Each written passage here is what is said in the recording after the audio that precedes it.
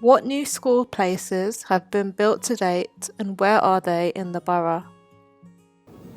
So since 2018, we've been trying to develop our special school estate. So we've made a number of new developments. The first of those was Cherry Gardens, which was moved from Bermondsey to Peckham and doubled in size, and that provides for children with severe learning difficulties. We've also expanded very slightly our SLD provision in secondary. So we've added a classroom to Tewkes School, which will open in September 2023. We have with the SPA Trust developed a new school for SPA Camberwell, which will, when it's full, provide for over 100 young people with ASD in Camberwell.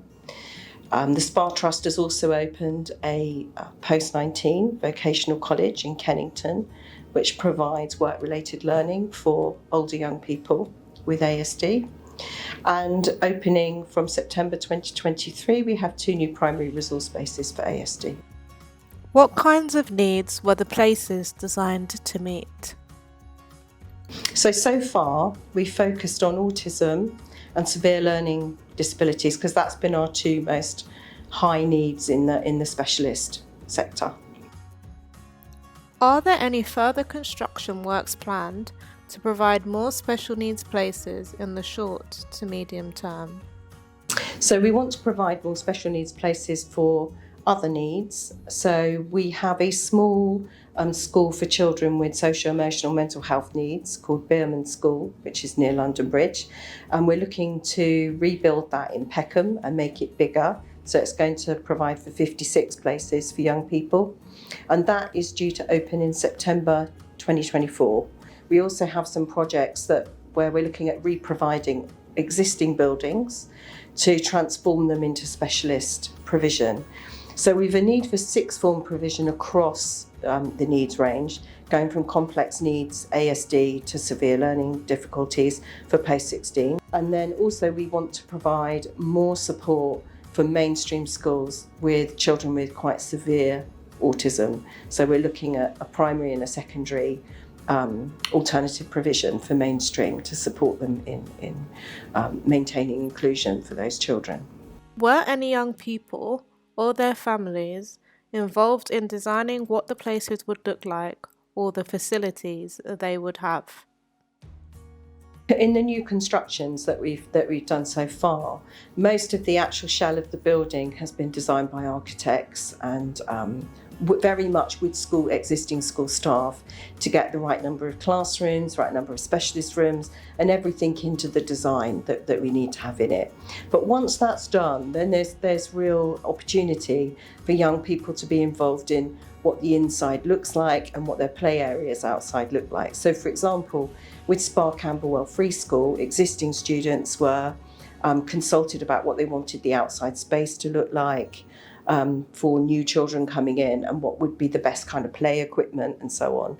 And I think when we're moving forward in the re-provision of buildings for young people, as I've just described, that's something we really want to maximise, the use of existing students' ideas about how they want their new provision to look.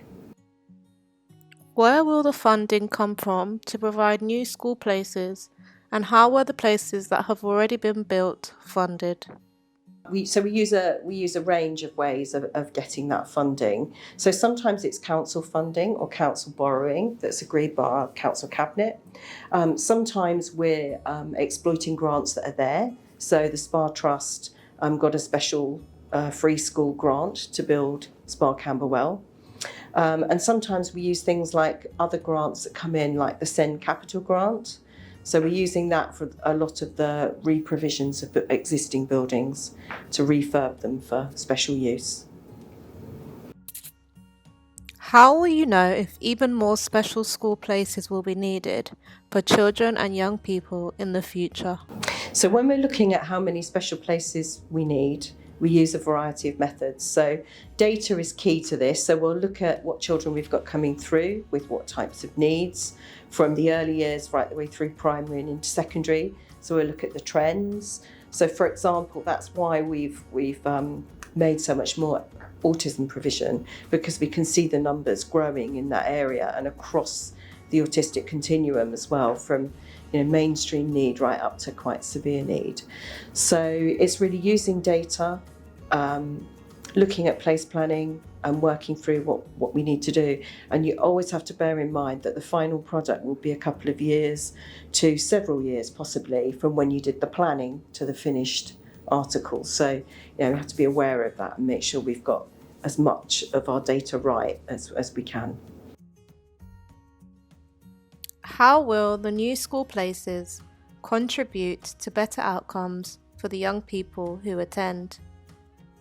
So in Southwark, our SEND strategy is really based on inclusion as being what we would hope and want for all of our children. Sometimes, though, children just can't manage a mainstream curriculum, whatever support you put in place. So we have to have the right number of special places when it becomes difficult for children to reach their potential in mainstream. And then it's about having the right environment for that type of need to optimise a young person's potential. So each of the buildings that we've done, that we're doing, and the re-providing of buildings that we want to do is all about helping young people have an environment that supports and motivates and helps them do that. Because our ultimate aim is that they get the best academic results that they can get, but also that they're socially able to integrate in society, come out, get a job and just be as much like everybody else in our Southwark community as they possibly can be.